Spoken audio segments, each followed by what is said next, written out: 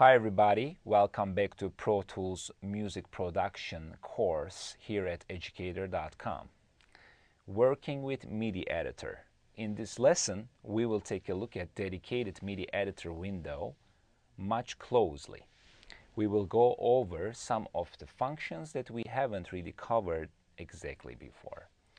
You will learn how to work in multiple MIDI Editor windows, how to color and applies basic automation to your MIDI directly on your MIDI editor window, as well as we're going to go over the edit tools, certain other things in the dedicated MIDI editor window. So let's get started.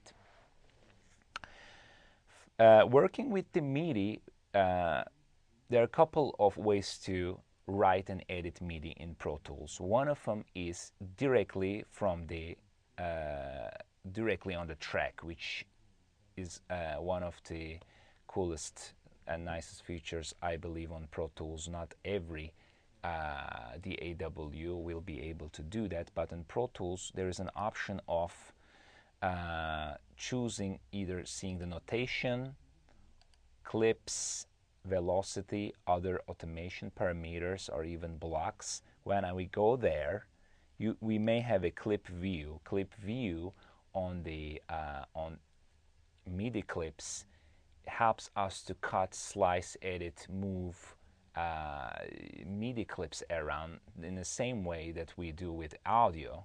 So at this point, clips view, it's kind of a nice view I prefer. But if you wanted to edit and write MIDI, there you go. You could actually go choose a note, move around, and apply everything right here. You can enlarge the track size here.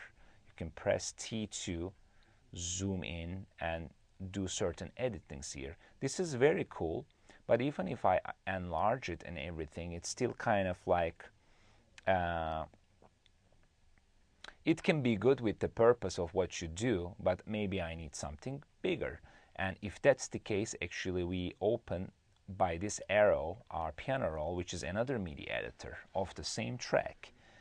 Same things apply again as long as this is checked here A to Z. If it's not, those keyboard focus key commands, keyboard focus mode won't work. That needs to be checked in A to Z here, just to fresh that in your memory. We talked about that in the 101 course, very detailed. This is another way to actually work with my MIDI. We covered some of these earlier as well. So again, we have our piano right here. There's some automation I'm seeing. So I'm actually seeing some more things like another different kind of edit tools and edit modes here. If I choose this grabber here, it doesn't affect my edit window. I can choose slip here to work with my MIDI, and it doesn't change that one on my edit window. So I can actually work with my MIDI very separately in a way, and I can customize this and I can enlarge this, but it's basically as big as it goes. So I basically split it with my this is the name of the track, by the way. This is, I named it MIDI editor. This is my edit window, and this is my piano roll right here. So there's another way to open and close. We can go down here and it says MIDI editor checked right next to the transport in the toolbar. You can actually turn on and off this piano roll looking editor. But what about if I really want to work with my MIDI? And we did use this one on, especially on 101 course, to use our screen real estate in a better way. That is the MIDI controller. That's the dedicated MIDI controller. And there are a couple of ways to get there. Let's go ahead and choose this bass track. Of course, we would like to maybe hear for a minute. Let's go ahead and hear this track that I made it. And from there, we're going to open the MIDI editor and work on it. That's a pretty interesting, tweaked out track right here.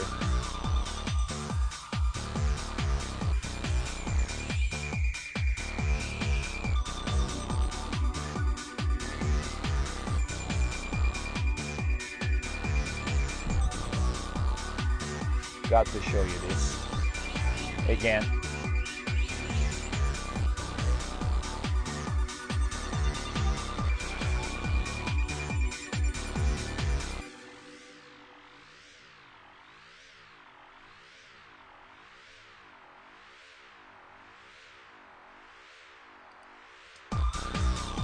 Okay, that's probably good enough. That's an air flanger by Advanced Instrument Research here. I tweaked a little bit.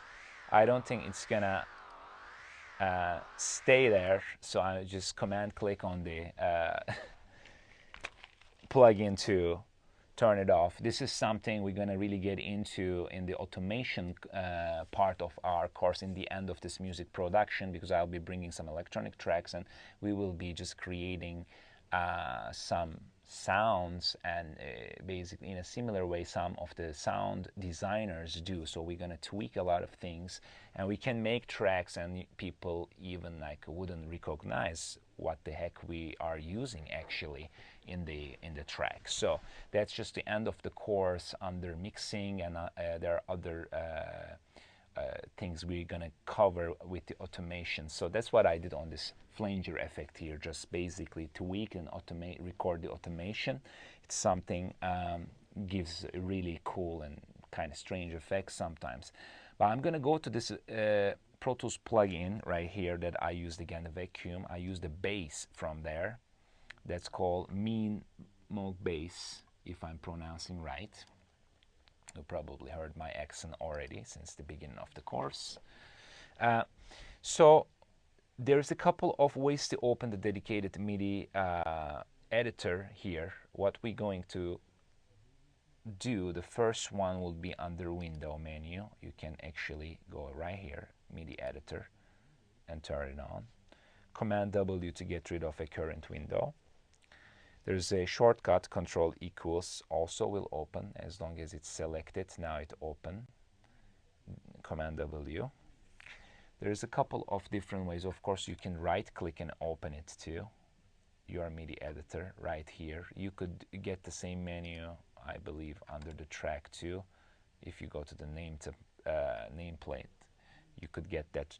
So there are a couple of like different ways to open the MIDI editor. However, there is one shorter than any of these, double clicking on. If you select a clip right away, to selecting you're clicking only once. So if you double click it, basically it will pop up on your screen. But there may be other things also may pop up on your screen if you double click this, and there's a way to adjust it. Either under setup menu we have preferences, or that's, you know, we can get to it under Pro Tools menu to preferences. It's grayed out right now, but that's exactly the same thing. And if we select the MIDI, which is selected here, lucky us, and here under the basics, there's a double clicking MIDI clips, opens MIDI editor because it's selected. If we go this drop down menu, we could choose the score editor, which upcoming lesson is going to be about the score editor, and we gonna go and set that one up for the score editor. So we'll be working with scores mainly. You could also choose MIDI event list and name dialog, but at this point I'm focused on the MIDI editor as it was selected, so I'm gonna get that MIDI editor, double clicking on the clip. And if it's something selected, just like I would like to tell you this up front, just make sure, since I have a selection here, as soon as I open it, this opens the MIDI editor window selected also, because it's selected in my edit screen, edit window. So this is something to be very conscious about, because if I wanted to go just like choose pencil or grabber tool to just like move a couple of notes around, and if I do that, I'm going to affect everything here, so everything change. Luckily, if that happens, use your undo function right away. We need to deselect this, and there's a couple of ways to do that. If you're beginning of the session, you're going to start editing something here, go ahead and press return key and you will be at the top. But let's say that's not the case and you're going to like edit something around here, whatever tool that you have, if you go to the ruler, MIDI editor also, it's got its own ruler at the top here. Whatever the tool you selected, it turns to the selector tool. So if you're gonna work around somewhere here, just click there, and as soon as you select, you have a selected area. Or if you click on the at the top of the ruler, you also get out of the whole selection. This is very, very important.